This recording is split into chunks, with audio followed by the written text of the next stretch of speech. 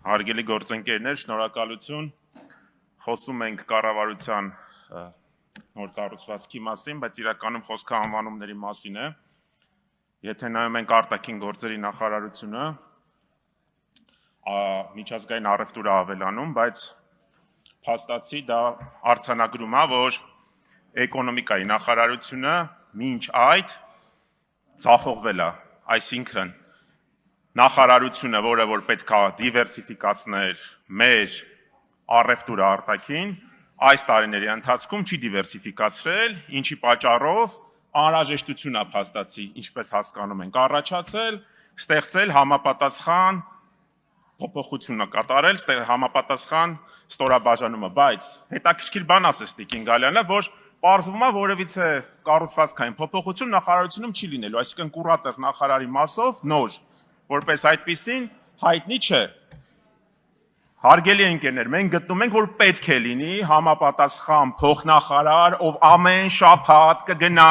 դեսպանատներ, դեսպանների, առևտրային կցորդների, հյուպատոսների հետ միասին կքննարկի, բիզնես ֆորումների մակարդակով հանդիպումներ կունենա։ Մենք մի քանի անգամ դա բարձրաձայնել ենք, որ մեր երկրի ղեկավարը, մեր էկոնոմիկայի նախարարը, նախարարները եւ ոլորտային գերատեսչությունների պատասխանատուները արտաքին գծով պետք է որս բերող լինեն։ Պետք է որս բերող լինեն եւ ես շատ կուզենայի, որ մի ձևաչափ լիներ եւ որ տարեկան կտրվածքով մի անգամ համապատասխան դեսպանը, օրինակի համար ԱՄՆ-ում դեսպանը, Ֆրանսիայում դեսպանը կգար Հայաստանի Հանրապետության ազգային ժողով եւ падգամավորներին կներկայացներ, թե ինչ ապրանքաշրջանառություն է նա ապահովել, քանի ընկերության հետ է նա հանդիպել, ինչ է արել, թե չէ այս ժամանակահատվածում խոսքը միայն անվանումների մասին է։ Փորձեմ նաև 20 վայրկյան եթե բարեկեցության մասին խոսել,